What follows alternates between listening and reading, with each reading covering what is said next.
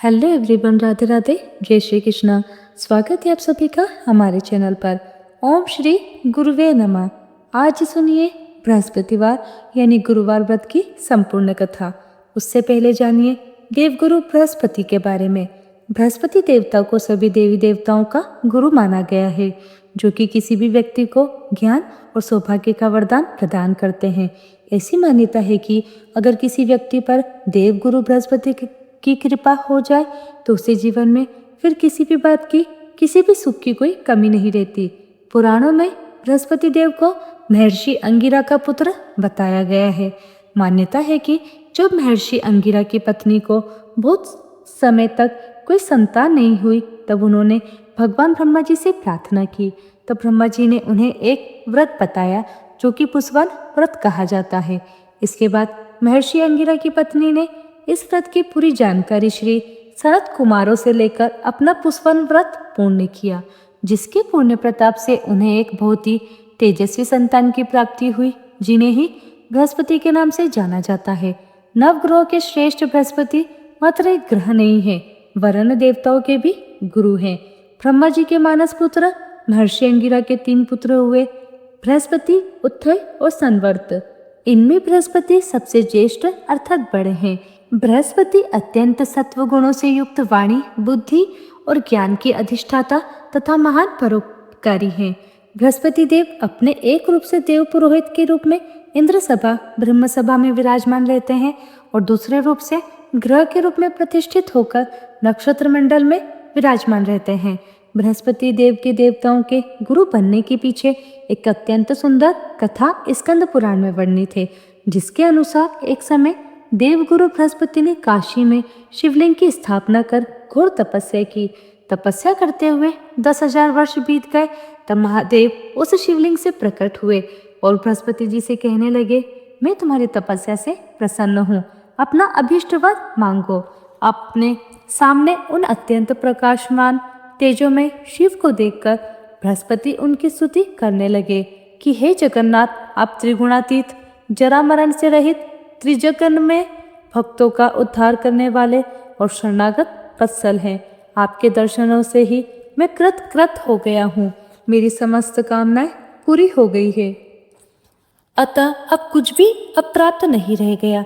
बृहस्पति की ऐसी स्तुति सुनकर महादेव ने और भी अधिक प्रसन्न होकर उन्हें अनेक वर दिए और कहा, हे अंगिरस, तुमने बृहत अर्थात बड़ा तप किया है, इसलिए तुम इंद्र आदि देवों के पालक तथा ग्रहों में पूज्य हो जाओगे और तुम्हारा नाम बृहस्पति होगा।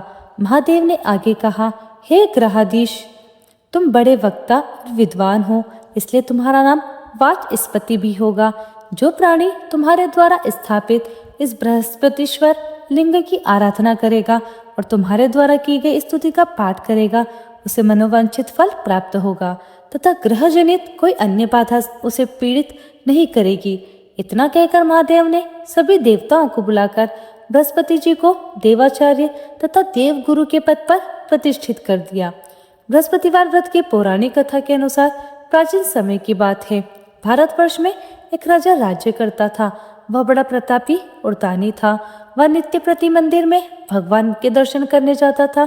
वह ब्राह्मण और गुरु की सेवा किया करता था। उसके द्वार से कोई भी याचक कभी निराश होकर नहीं लौटता था। वह प्रत्येक गुरुवार को व्रत रखता और पूजन किया करता था। हर दिन गरीबों की सहायता करता था, परंतु यह सब बातें उसकी रानी को अच्छी नहीं लगती थी। वह ना तो व्रत करती, ना ही किसी को एक भी पैसा दान में देती थी, और राजा भी ऐसा करते थे तो उन्हें मना किया करती थी। एक समय की बात है, राजा शिकार खेलने वन को चले गए। घर पर रानी और दासी थी। उसी समय गुरु बृहस्पति साधु का रूप धारण करके राजा के दरवाजे पर भिक्षा मांगने को आ पहुंचे। साधु ने रानी से भिक्षा मांगी तो वह कहने लगी, हे साधु महाराज, मैं इस दान और पुण्य से तो बहुत घबरा गई हूँ। इस कार्य के लिए तो मेरे पतिदेव ही बहुत है। अब आप ऐसी कृपा करें कि हमारा सारा धन नष्ट हो जाए और मैं आराम से रह सकूं। साधु रूपी बृहस्पति देव ने कहा, हे देवी, तुम बड़ी विचित्र हो। संतान और धन से कोई दुखी नहीं होता, इसको तो सभी चाहते हैं। पापी भी पुत्र और धन की इच्छा करता है। अगर तुम्हारे पास धन अधिक है तो भूखे मनुष्यों को भोजन कराओ, प्यालोक व ब्राह्मणों को दान दो, धर्मशालाएं बनवाओ, कुआं, तालाब, बावड़ी, बाग बगीचे आदि का निर्माण कराओ तथा निर्धनों की कुंवारी कन्याओं का विवाह कराओ और यज्ञ आदि करो। इस प्रकार के कर्मों से आपके कुल का और आपका नाम परलोक में सार्थक होगा और स्वर्ग की प्राप्ति होगी। किंतु रानी साधु की इन बातों से खुश नहीं हुई। उसने कहा, हे साधु महाराज, मुझे ऐसे धन की बिल्कुल आवश्यकता नहीं जिसको मैं अन्य लोगों को दान दूं या जिसको रखने और संभालने में ही मेरा सारा समय नष्ट हो जाए।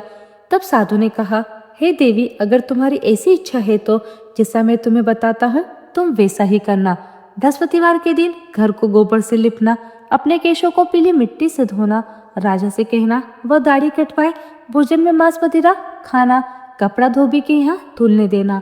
इस प्रकार 7 बृहस्पतिवार करने से तुम्हारा सब धन नष्ट हो जाएगा। ऐसा कहकर साधु महाराज रूपी बृहस्पति देव अंतर्ध्यान हो गए। रानी ने साधु के कहे अनुसार 7 बृहस्पतिवार तक वैसा ही करने का विचार किया। साधु के बताए अनुसार कार्य करते हुए केवल 3 बृहस्पतिवार ही बीते थे कि उसकी समस्त धन संपत्ति नष्ट हो गई। भोजन के लिए दोनों समय परिवार तरसने लगा तथा सांसारिक भोगों से दुखी रहने लगा। तब वह राजा रानी से कहने लगा, हे रानी, तुम यहाँ पर रहो और मैं दूसरे देश को जाता हूँ, क्योंकि यहाँ पर मुझे सभी मनुष्य जानते हैं, इसलिए मैं यहाँ कोई काम नहीं कर सकता। मैं परदेश जा रहा हूँ, वहाँ कोई काम धंधा करूँगा, शायद हमारे भाग्य बदल जाए। ऐसा कहकर राजा परदेश को चला गया। वह वहाँ जंगल से लकड़ी काट कर लाता और शहर में बेचता। इस तरह जीवन व्यतीत करने लगा। इधर राजा के बिना रानी और दासियां दुखी रहने लगी। किसी दिन भोजन मिलता और किसी दिन जल पीकर ही रह जाती। एक बार रानी और दासियों को 7 दिन तक बिना भोजन के रहना पड़ा तो रानी ने अपनी दासी से कहा, हे दासी, यहाँ पास ही के नगर में मेरी बहन रहती है और वह बड़ी धनवान है। तो उसके पास जा और वहां से 5 सेर बेचकर मांग कर ले आ, जिससे कुछ समय के लिए गुजर हो जाएगा। दासी रानी की बहन के पास गई। रानी की बहन उस समय पूजा कर रही थी। दासी ने रानी की बहन से कहा, हे रानी, मुझे आपकी बहन ने भेजा है, मुझे 5 सेर बेचकर दे दो।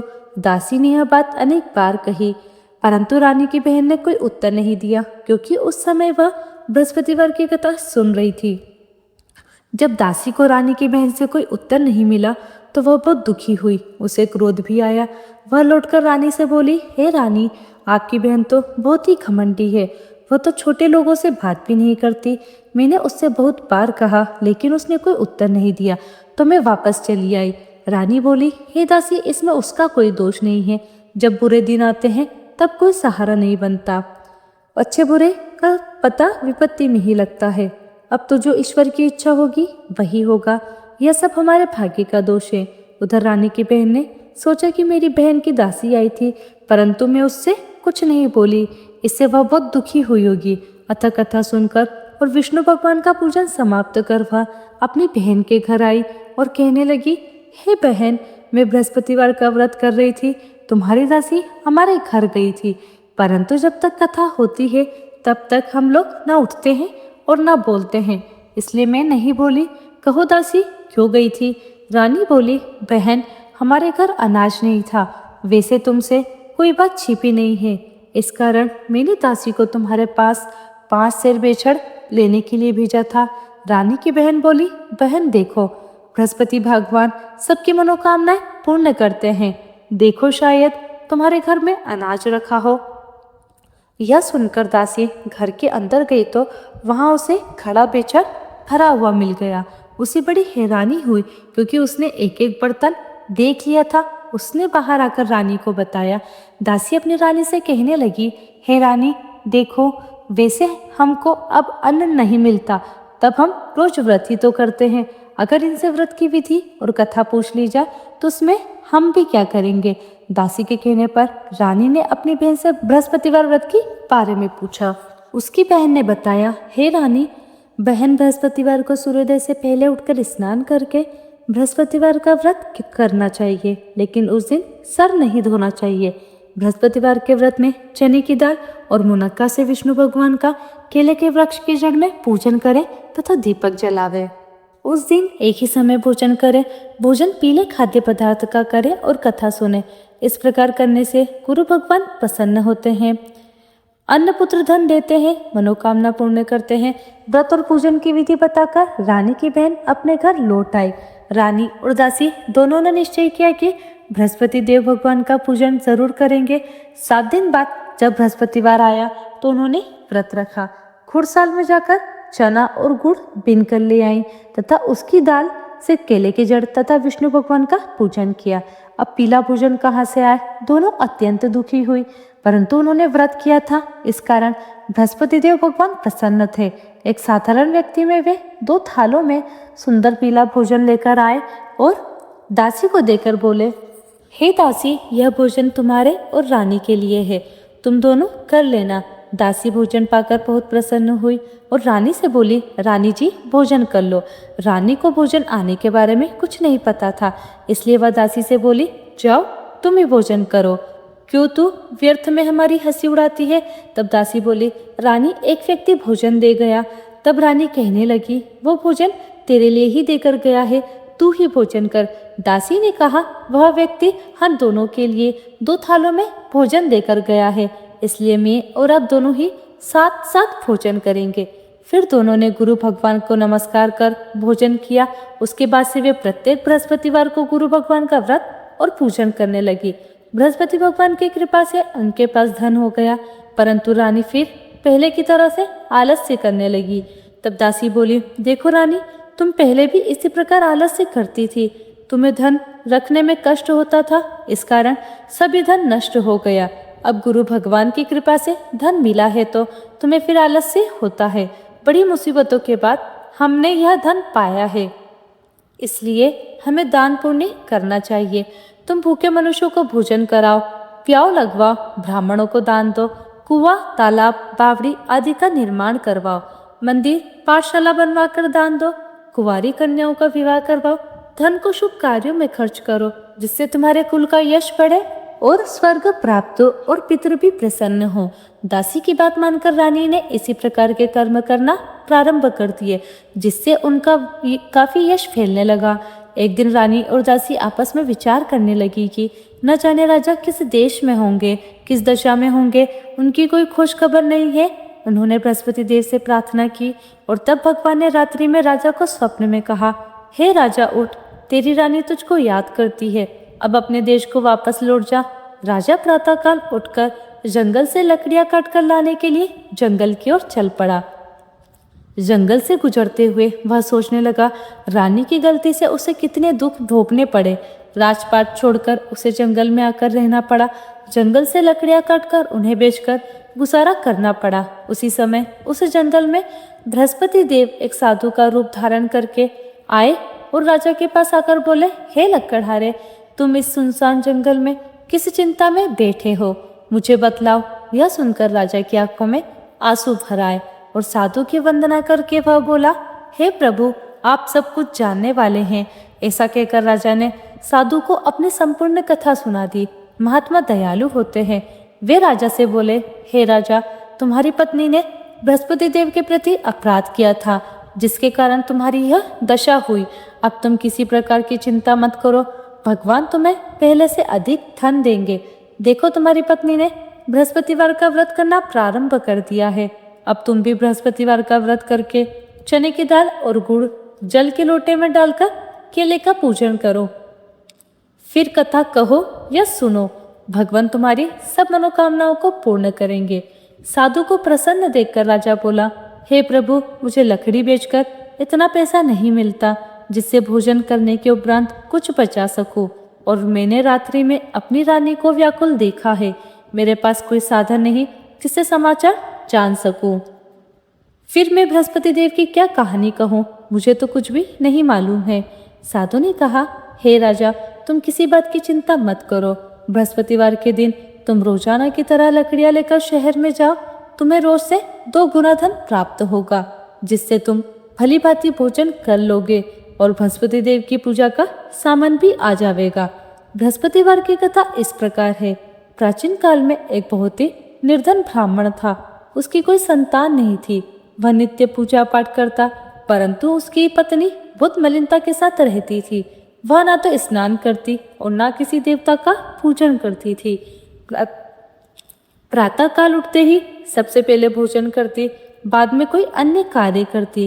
ब्राह्मण देवता बहुत दुखी रहते थे। पत्नी को बहुत समझाते किंतु कोई परिणाम नहीं निकल पाता। भगवान की कृपा से ब्राह्मण की पत्नी के कन्या उत्पन्न हुई। वह कन्या अपने पिता के घर में बड़ी होने लगी। वह बालिका प्रातः स्नान करके भगवान विष्णु का जप करती। वह बचपन से ही बृहस्पतिवार का व्रत भी करने लगी थी।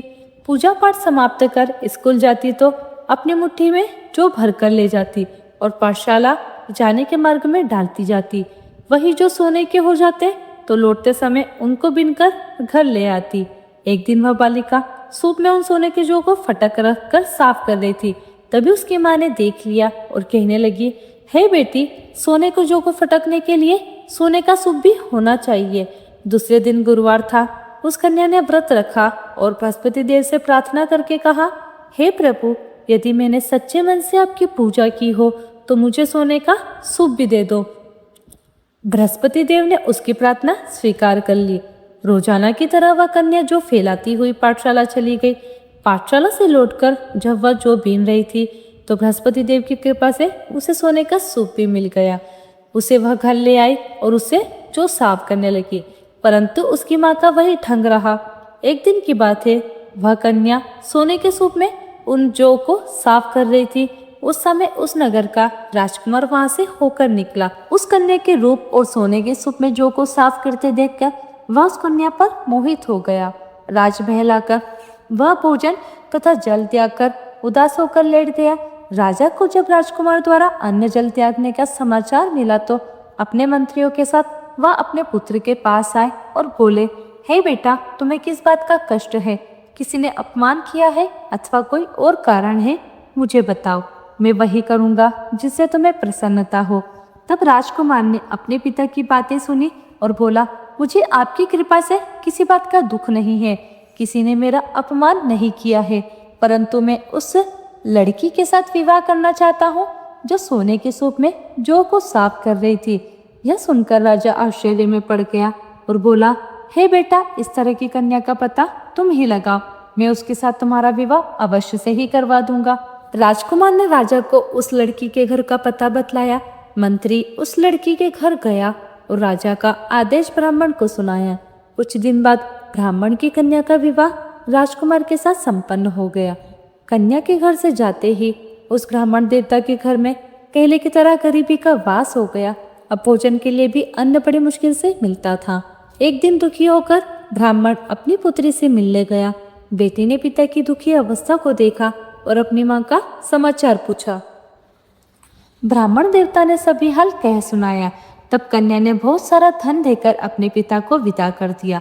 इस तरह ब्राह्मण का कुछ समय सुखपूर्वक बीता, लेकिन कुछ दिन बाद फिर वही हाल हो गया। ब्राह्मण फिर अपनी कन्या के यहाँ गया और सभी हाल कहा तो पुत्री कहने लगी कि हे पिताजी, अब आप माताजी को यहाँ मेरे पास लेकर आ जाइए। मैं उन्हें वह विधि बता दूंगी जिससे गरीबी दूर हो जाए।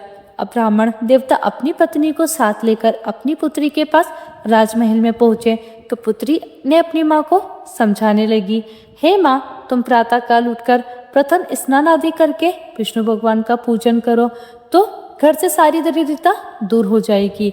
परंतु उसकी माँ ने उसकी एक बात नहीं मानी। वह प्रातः काल उठकर अपनी पुत्री का बचा झूठन खा लेती थी। एक दिन उसकी पुत्री को बहुत गुस्सा आया।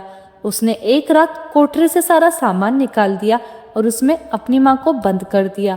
प्रातः उसमें से निकाला और स्नान आदि करा के पूजा पाठ करवाया तो उसकी माँ की बुद्धि ठीक हो गई। इसके बाद वह नियम से पूजा पाठ करती और प्रत्येक बृहस्पतिवार को व्रत करने लगी। इस व्रत के पुण्य प्रभाव से उसकी माँ भी बहुत धनवान हो गई और बृहस्पति देवता के प्रभाव से स्वर्ग को गई। वह ब्राह्मण भी सुखपूर्वक इस लोक का सुख भोग कर स्वर्ग को प्राप्त हुए। इस तरह कहानी कहकर साधु महाराज वहां से लोप हो गए। धीरे धीरे समय बीतने पर फिर बृहस्पतिवार का दिन आया। राजा जंगल से लकड़ी काटकर किसी शहर में बेचने गए। उसे उस दिन और दिनों से अधिक धन मिला। राजा ने चना, गुड़ आदि लाकर बृहस्पतिवार का व्रत किया।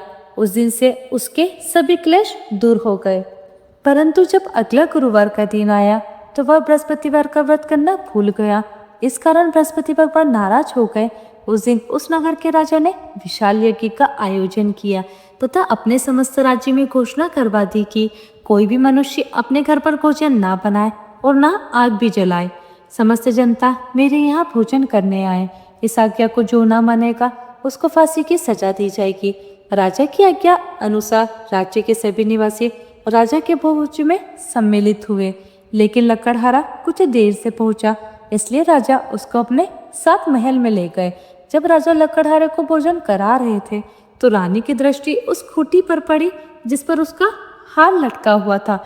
उसे हार खूंटी पर लटका दिखाई नहीं दिया। रानी को निश्चय हो गया कि मेरा हार उस लकड़हारे ने चुरा लिया है। उसी समय सैनिक बुलवाकर उसको कैदखाने में डलवा दिया।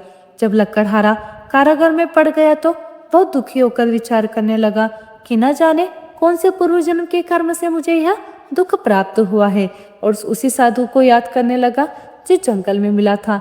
तत्काल बृहस्पति देव साधु के रूप में प्रकट हो गए और उसकी दशा को देखकर कहने लगे, अरे मूर्ख, तूने बृहस्पति देवता की कथा नहीं की, इस कारण तुझे यह दुख प्राप्त हुआ है। अब चिंता मत कर, बृहस्पतिवार के दिन कारागार के दरवाजे पर 4 पैसे पड़े मिलेंगे, उनसे तू बृहस्पति देव की पूजा करना तो तेरे सभी कष्ट दूर हो जाएंगे। अगले बृहस्पतिवार उसे कारागार के द्वार पर 4 पैसे पड़े मिले। राजा ने पूजा का सामान मंगवाकर कथा कही और प्रसाद बांटा। उसी रात्रि को बृहस्पति देव ने उस नगर के राजा को स्वप्न में कहा, हे राजा, तूने जिस आदमी को कारागार में बंद करा दिया है वह सर्वथा निर्दोष है और वह राजा है, उसे छोड़ देना। रानी का हार उसी खूंटी पर लटका हुआ है। अगर तू ऐसा नहीं करेगा तो मैं तेरे राज्य को नष्ट कर दूंगा। राजा प्रातःकाल उठा और खूंटी पर हार टंगा देखकर लकड़हारे को बुलाकर क्षमा मांगी तथा राजा के योग्य सुंदर वस्त्र आभूषण भेंटकर उसे विदा किया। गुरुदेव की आज्ञा अनुसार राजा जब अपने नगर को चल दिया। राजा जब नगर के निकट पहुंचा तो उसे बड़ा ही आश्चर्य हुआ। नगर में पहले से अधिक बाग, तालाब, कुएं तथा बहुत सी धर्मशाला, मंदिर आदि बने हुए हैं। राजा ने पूछा कि यह किसका बाग और धर्मशाला है? तब नगर के सब लोग कहने लगे, यह सब रानी और दासी द्वारा बनवाए गए हैं। राजा को आश्चर्य हुआ और गुस्सा भी आया। जब रानी ने खबर सुनी कि राजा आ रहे हैं तो उसने अपनी दासी से कहा, हे दासी, देखो राजा हमको कितनी बुरी हालत में छोड़ गए थे। वह हमारी ऐसी हालत देखकर लौट न जाए, इसलिए तो दरवाजे पर खड़ी हो जा। रानी की आज्ञा अनुसार दासी दरवाजे पर खड़ी हो गई।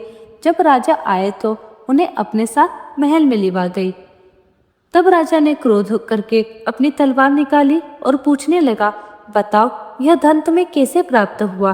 तब रानी ने बताया, हमें यह सब धन बृहस्पति देव के व्रत के प्रभाव से प्राप्त हुआ है। राजा ने तब निश्चय किया कि 7 रोज के बाद तो बृहस्पति देव का पूजन करते हैं, परंतु मैं रोजाना दिन में 3 बार कथा कहा करूंगा और रोज व्रत किया करूंगा। अब हर समय राजा के दुपट्टे में चने की दाल बंधी रहती थी तथा 3 बार वह कथा कहता। एक दिन राजा ने विचार किया कि चलो अपनी बहन के यहाँ होकर आते हैं। इस तरह का निश्चय कर राजा घोड़े पर सवार होकर अपनी बहन के यहाँ चल पड़ा। रास्ते में उसने देखा कि कुछ आदमी एक मुर्दे को लिए जा रहे हैं। उन्हें रोककर राजा कहने लगा, अरे भाइयों, मेरी बृहस्पतिवार की कथा सुन लो। वे बोले, लो, हमारा तो आदमी मर गया है और इसको अपनी कथा की पड़ी है। परंतु कुछ आदमी बोले, अच्छा कहो, हम तुम्हारी कथा भी सुनेंगे। राजा ने दाल निकाली और कथा कहानी शुरू कर दी। जब कथा आदि हुई तो वह मुर्दा हिलने लगा और जब कथा समाप्त हुई तो राम राम कह के वह मनुष्य खड़ा हो गया। राजा आगे बढ़ा, उसे चलते चलते शाम हो गई। आगे मार्ग में उसे किसान खेत में हल चलाता हुआ मिला। राजा ने उससे बोला, अरे भैया, तुम मेरी बृहस्पतिवार की कथा सुन लो। किसान बोला, जब तक मैं तेरी कथा सुनूंगा तब तक 4 हरैया जोत लूंगा। जा अपनी कथा किसी और को सुनाना। राजा आगे चलने लगा। राजा के हटते ही बैल पछाड़ खाकर गिर गए तथा किसान के पेट में बहुत जोर से दर्द होने लगा। उसी समय किसान की माँ रोटी लेकर आई। उसने जब यह देखा तो अपने पुत्र से सब हाल पूछा। बेटे ने सभी हाल बता दिया। बुढ़िया दौड़ी दौड़ी उस घुड़सवार के पास गई और उससे बोली, मैं तेरी कथा सुनूंगी, तू अपनी कथा मेरे खेत पर ही चलकर कहना। राजा ने लौटकर बुढ़िया के खेत पर जाकर कथा कही, जिसके सुनते ही बैल खड़े हो गए और किसान के पेट का दर्द भी बंद हो गया। अब राजा अपनी बहन के घर पहुंच गया। बहन ने भाई की खूब मेहमानी की। दूसरे दिन प्रातःकाल राजा जगा तो देखने लगा कि सब लोग भोजन कर रहे हैं। राजा ने अपनी बहन से पूछा कि ऐसा कोई मनुष्य है जिसने भोजन ना किया हो, जो मेरी बृहस्पतिवार की कथा सुन ले।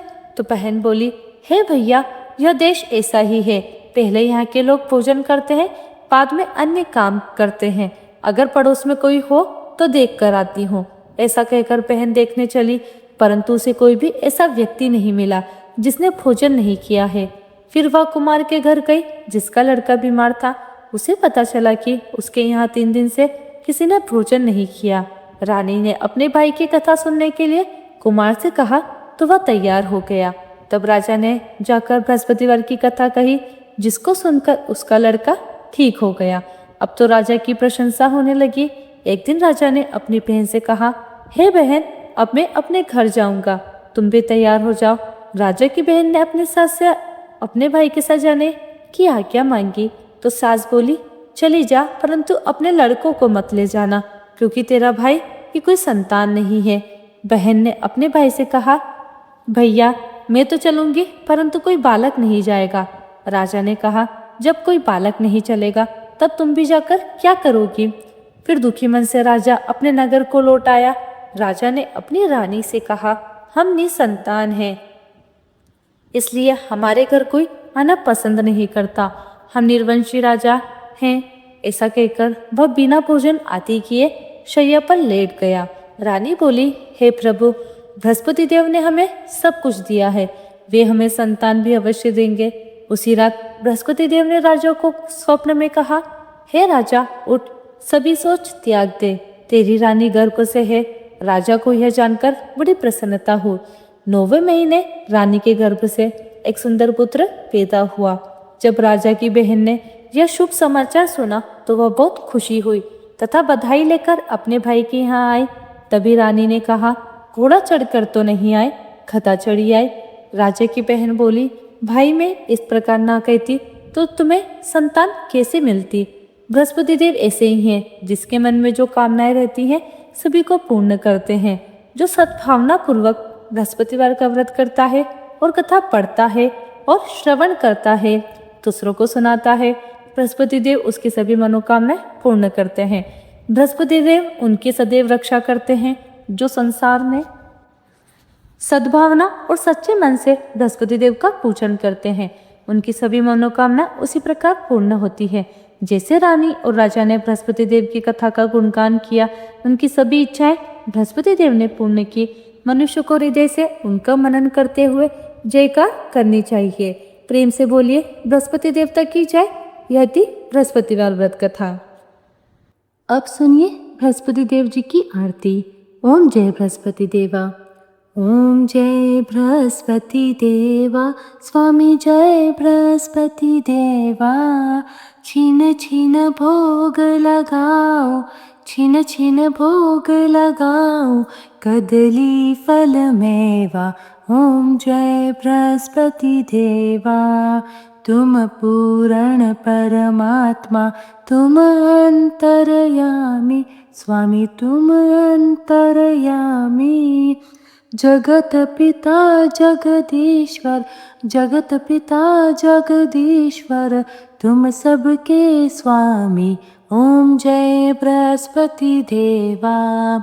चरणामृत निज निर्मल, सब पातक हरता, स्वामी सब पातक हरता। सकल मनोरथ दायक, सकल मनोरथ दायक, कृपा करो भरता। ओम जय बृहस्पति देवा। तन मन धन अर्पण कर, जो जन शरण पड़े, स्वामी जो जन शरण पड़े।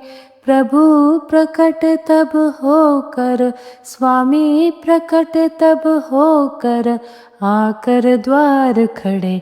ओम जय बृहस्पति देवा, दीन दयाल दयानिधि, भक्तन हितकारी, स्वामी भक्तन हितकारी।